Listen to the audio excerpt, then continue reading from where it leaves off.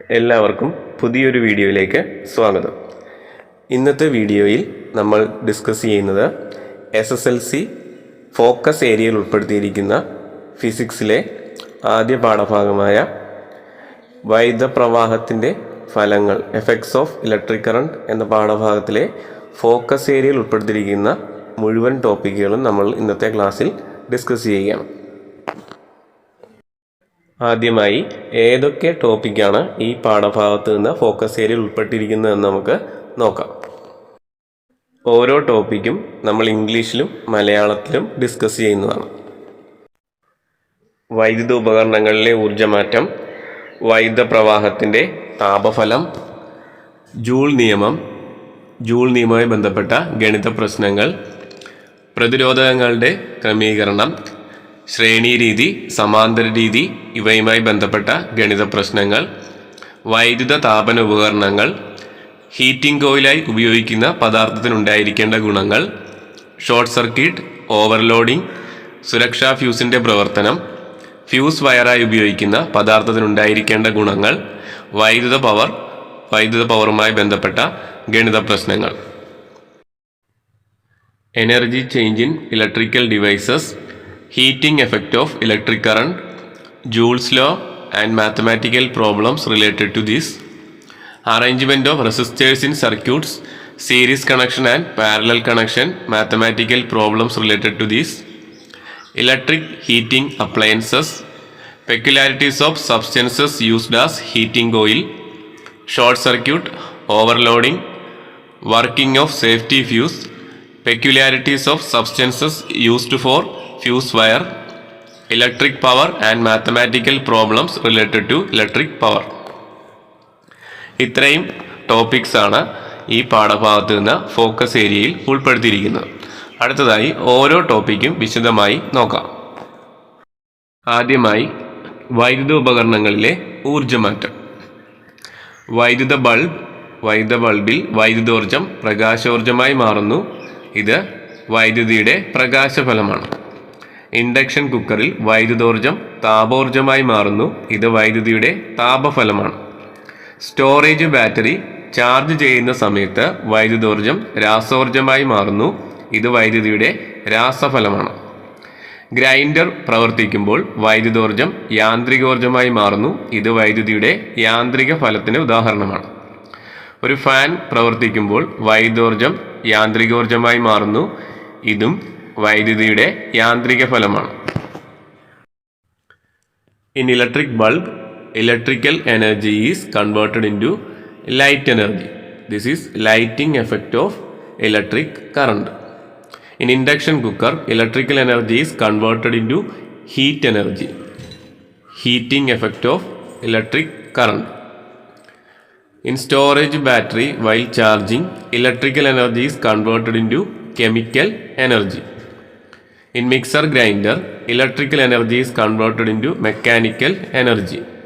In electric fan, electrical energy is converted into mechanical energy. അടുത്തതായി joule നിയമം. എല്ലാവരും പഠിച്ചിരിക്കേണ്ടതും പരീക്ഷയ്ക്ക് എപ്പോഴും ചോദിക്കുന്നതുമായ ഒരു നിയമമാണ് ജൂൾ നിയമം. വൈദ്യുതി പ്രവഹിക്കുന്ന ഒരു ചാലകത്തിൽ ഉൽപ്പാദിപ്പിക്കപ്പെടുന്ന താപത്തിൻ്റെ അളവ് വൈദ്യുത പ്രവാഹ തീവ്രതയുടെ വർഗത്തിൻ്റെയും ചാലകത്തിൻ്റെ പ്രതിരോധത്തിൻ്റെയും വൈദ്യുതി പ്രവഹിക്കുന്ന സമയത്തിൻ്റെയും ഗുണനഫലത്തിന് നേരനുപാതത്തിലായിരിക്കും. ഇതിൻ്റെ സമവാക്യമാണ് H=I²RT. Joule's law. Heat generated in a current carrying conductor is directly proportional to the product of the square of the current in the conductor, the resistance of the conductor and the time of flow of current. Equation is H=I²RT. താപം കണ്ടുപിടിക്കുന്നതിനുള്ള മറ്റ് സമവാക്യങ്ങളാണ് H=VIT, H=V²/R into T. Other equations to find heat energy are H=VIT and H=V²/R into T. അടുത്തതായി joule നിയമവുമായി ബന്ധപ്പെട്ട ഏതാനും ഗണിത പ്രശ്നങ്ങൾ നിർദ്ധാരണം ചെയ്യാം. 200 ഓം പ്രതിരോധമുള്ള ഒരു ചാലകത്തിലൂടെ 0.2 ആംപിയർ വൈദ്യുതി 5 മിനിറ്റ് സമയം പ്രവഹിച്ചാൽ ഉൽപ്പാദിപ്പിക്കുന്ന താപം എത്രയായിരിക്കും? How much will be the heat developed if 0.2 ampere current flows through a conductor of resistance 200 ohm for 5 minutes. ഈ ചോദ്യത്തിൽ താപമാണ് കണ്ടെത്താനായിട്ട് ആവശ്യപ്പെട്ടിരിക്കുന്നത്. കറണ്ട് 0.2 ആംപിയർ ആണെന്ന് തന്നിട്ടുണ്ട്. പ്രതിരോധം resistance R is equal to 200 ohm. Time T is equal to 5 minutes. ഇവിടെ 5 minute എന്നുള്ളതിനെ സെക്കൻഡിലേക്ക് മാറ്റാനായി 60 കൊണ്ട് ഗുണിക്കേണ്ടതാണ്. അപ്പോൾ നമുക്ക് ടൈം 300 സെക്കൻഡ് എന്ന് ലഭിക്കും. ഇവിടെ നൽകിയിരിക്കുന്നത് current I, resistance R, time T. അതിനാൽ H is equal to I² RT എന്ന ഇക്വേഷൻ ഉപയോഗിച്ച് താപം കണ്ടെത്താം.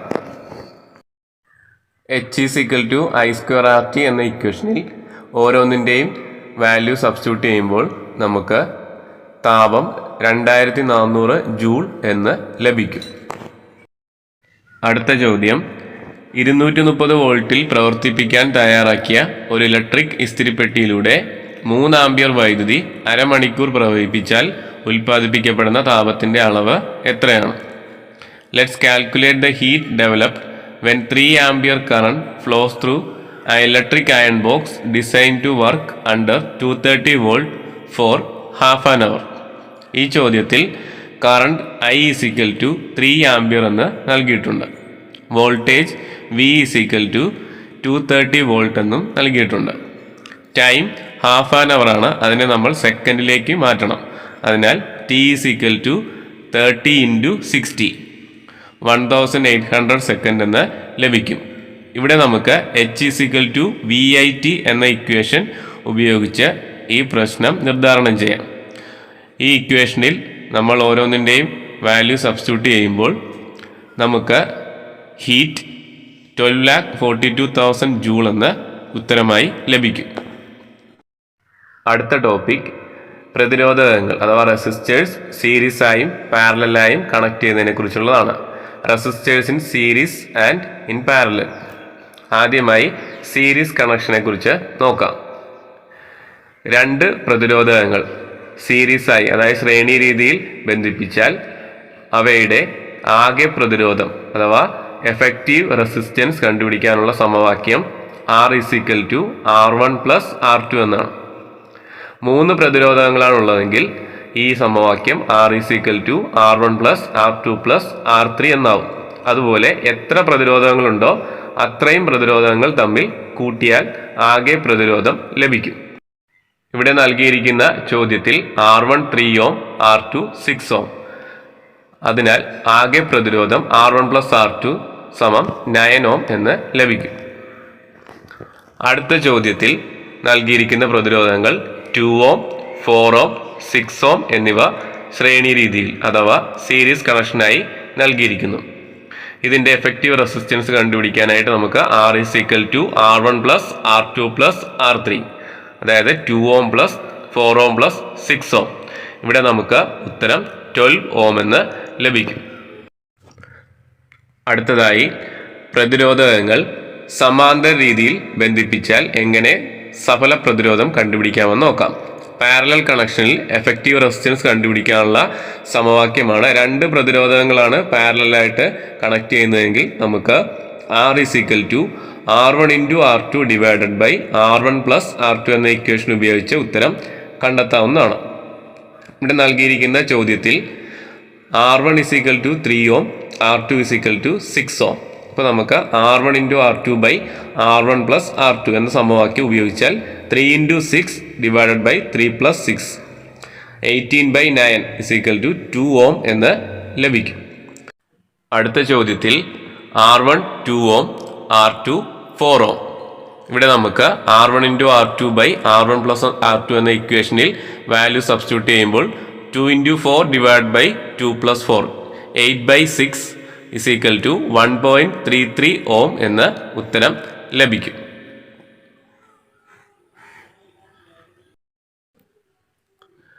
R പ്രതിരോധമുള്ള പ്രതിരോധകങ്ങളെ സമാന്തര രീതിയിൽ ഘടിപ്പിച്ചാൽ സഫല പ്രതിരോധം capital R is equal to small r by n എന്നത് ആയിരിക്കും. n എന്നത് പ്രതിരോധകങ്ങളുടെ എണ്ണമാണ്. R എന്നത് ഒരു പ്രതിരോധത്തിൻ്റെ വാല്യൂ ആണ്. If resistors of same value are connected in parallel, then R is equal to small r divided by n, where n is the number of resistors and R is the resistance of one resistor.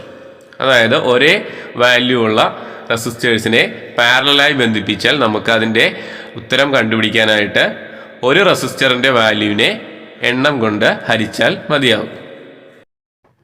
ഈ സമവാക്യം ഉപയോഗിച്ച് ഒരു problem ചെയ്തു നോക്കാം. 10 3 ഓം പ്രതിരോധകങ്ങൾ സമാന്തരമായി ഘടിപ്പിച്ചാൽ സഫല പ്രതിരോധം എത്ര? If 10 resistors of 3 ohm each are connected in parallel, what will be the effective resistance? ഇവിടെ ഓരോ പ്രതിരോധത്തിനും 3 ohm ആണ് വാല്യൂ. ഇവിടെ എണ്ണം 10 ആണ്. അതിനാൽ നമുക്ക് R is equal to small r by n എന്ന ഇക്വേഷൻ ഉപയോഗിക്കാം. വാല്യൂ സബ്സ്റ്റിറ്റ്യൂട്ട് ചെയ്യുമ്പോൾ ഒരു പ്രതിരോധത്തിൻ്റെ വാല്യൂ ഡിവൈഡ് ബൈ നമ്പർ 3/10. അപ്പോൾ നമുക്ക് ആൻസർ 0.3 ohm എന്ന് ലഭിക്കും. ഇവിടെ ശ്രദ്ധിക്കേണ്ട കാര്യം, സമാന്തര രീതി അഥവാ പാരലലായി റെസിസ്റ്റേഴ്സിനെ കണക്ട് ചെയ്യുമ്പോൾ അതിൻ്റെ എഫക്റ്റീവ് റെസിസ്റ്റൻസ് അഥവാ ആകെ പ്രതിരോധം കൂട്ടത്തിൽ ഏറ്റവും ചെറിയ പ്രതിരോധത്തിൻ്റെ വാല്യൂവിനേക്കാൾ ചെറുതായിരിക്കും. അതായത് ഇവിടെ എല്ലാത്തിനും ഒരേ വാല്യൂ ആയതിനാൽ 3 തന്നെയാണ് ഏറ്റവും ചെറുത്. അതിനാൽ ഉത്തരം 3നേക്കാൾ ചെറുതായിരിക്കും.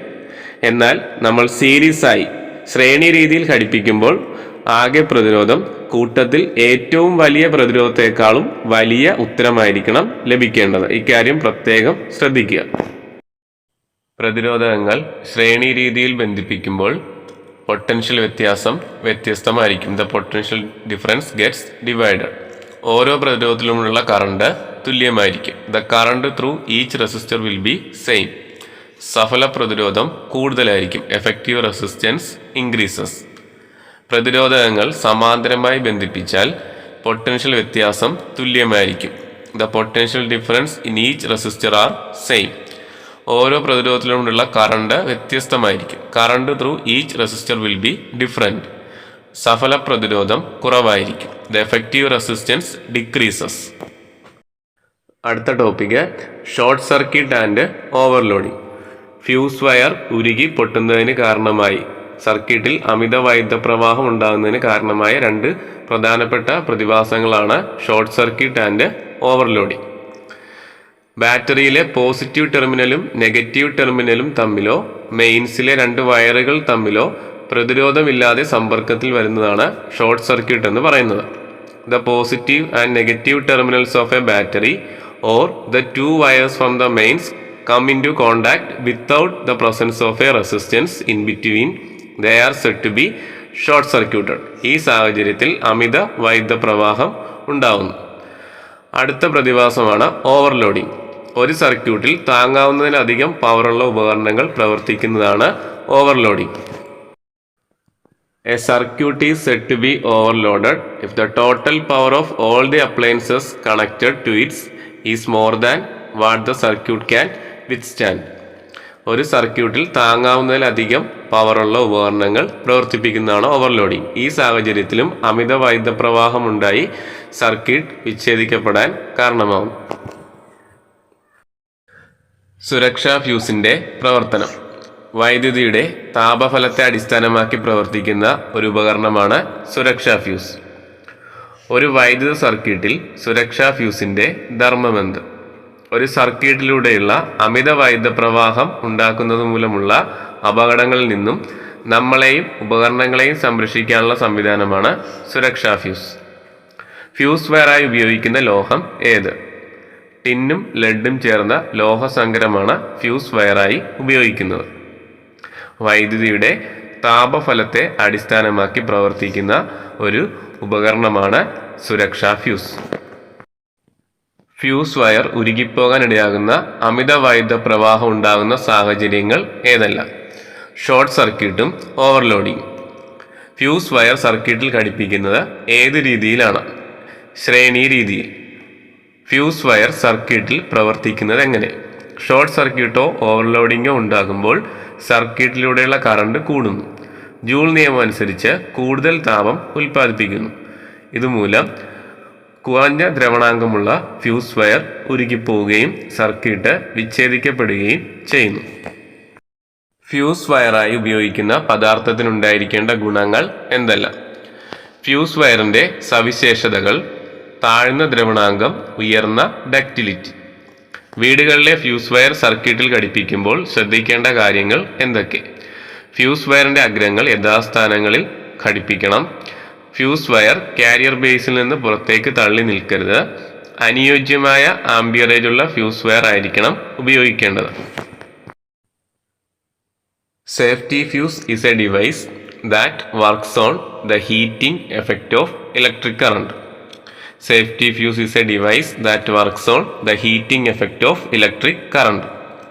Which material is used to make fuse wire? An alloy of tin and lead. Which are the circumstances that cause high electric current leading to the melting of fuse wire? Short circuit and overloading. How is the fuse wire connected to a circuit? In series. How does a fuse wire works? When there is an overloading or short circuit in the circuit, when electric current is increased. According to Joule's law, more heat will be produced. The fuse. Next topic is electric power. Unit സമയത്ത് ഒരു വൈദ്യുതോപകരണം വിനിയോഗിക്കുന്ന വൈദ്യോർജ്ജമാണ് വൈദ്യുത power. The amount of energy consumed by an electrical appliance in unit time is its power. പവറിൻ്റെ unit വാട്ടാണ്. The unit of power is watt. Electric power കണ്ടുപിടിക്കുന്നതിനായി equation work divided by time. Electric പവറിൻ്റെ equation ലഭിക്കുന്നതിനായി ഹീറ്റിൻ്റെ ഇക്വേഷനിൽ നിന്ന് time ഒഴിവാക്കിയാൽ മതിയാവും. H=VIT എന്നാണെങ്കിൽ P VI ആയിരിക്കും. H=I²RT ആണെങ്കിൽ P I²R ആയിരിക്കും. H=V²R × T എന്നാണെങ്കിൽ P V²R ആയിരിക്കും. അതായത് താപത്തിൻ്റെ സമവാക്യത്തിൽ നിന്ന് ടൈം ഒഴിവാക്കിയാൽ നമുക്ക് പവറിൻ്റെ ഇക്വേഷൻസ് ലഭിക്കും. 115 ഓം പ്രതിരോധമുള്ള ഒരു താപന ഉപകരണത്തിലൂടെ 2 ആംപിയർ വൈദ്യുതി പ്രവഹിക്കുന്നുവെങ്കിൽ ഉപകരണത്തിൻ്റെ പവർ എത്ര? A heating appliance has resistance of 115 ohm. If 2 ampere current flows through it, what is the power of the appliance? ഇവിടെ റെസിസ്റ്റൻസ് 115 ഓം എന്ന് നൽകിയിട്ടുണ്ട്. Current I = 2 ampere. പവറിൻ്റെ P I²R എന്ന സമവാക്യം ഉപയോഗിച്ച് നിർദ്ധാരണം ചെയ്യുമ്പോൾ ഉത്തരം 460 വാട്ട് എന്ന് ലഭിക്കും. 400 വോൾട്ടിൽ പ്രവർത്തിക്കുന്ന ഒരു വൈദ്യുതോപകരണത്തിൻ്റെ പവർ 16,000 വാട്ടാണ്. ഈ ഉപകരണത്തിന് 200 വോൾട്ട് വൈദ്യുതിയാണ് നൽകുന്നതെങ്കിൽ അതിൻ്റെ പവർ എത്ര? Power of an electrical appliance is 1600 watt. The device works at 400 volt. If we give 200 volt instead of 400 volt, what is its power? ഇവിടെ ഉപകരണം 400 വോൾട്ടിൽ പ്രവർത്തിക്കുമ്പോൾ അതിൻ്റെ പവർ 1600 വാട്ടാണ്. എന്നാൽ 200 വോൾട്ടിൽ പ്രവർത്തിക്കുമ്പോഴുള്ള പവറാണ് ചോദിച്ചിരിക്കുന്നത്. ഇതിനായി നമ്മൾ ആദ്യം ഉപകരണത്തിൻ്റെ പ്രതിരോധം അഥവാ റെസിസ്റ്റൻസ് കണ്ടുപിടിക്കണം. R = V²/P എന്ന ഇക്വേഷൻ ഉപയോഗിച്ച് റെസിസ്റ്റൻസ് കണ്ടുപിടിക്കുമ്പോൾ അത് 100 ഓം ആണെന്ന് ലഭിക്കുന്നു. അതിനുശേഷം P V²/R എന്ന ഇക്വേഷനിൽ വോൾട്ടേജ് 200 വോൾട്ടും റെസിസ്റ്റൻസ് 100 ഓമും നൽകിക്കഴിഞ്ഞാൽ നമുക്ക് പവർ 400 വാട്ട് എന്ന് ലഭിക്കും.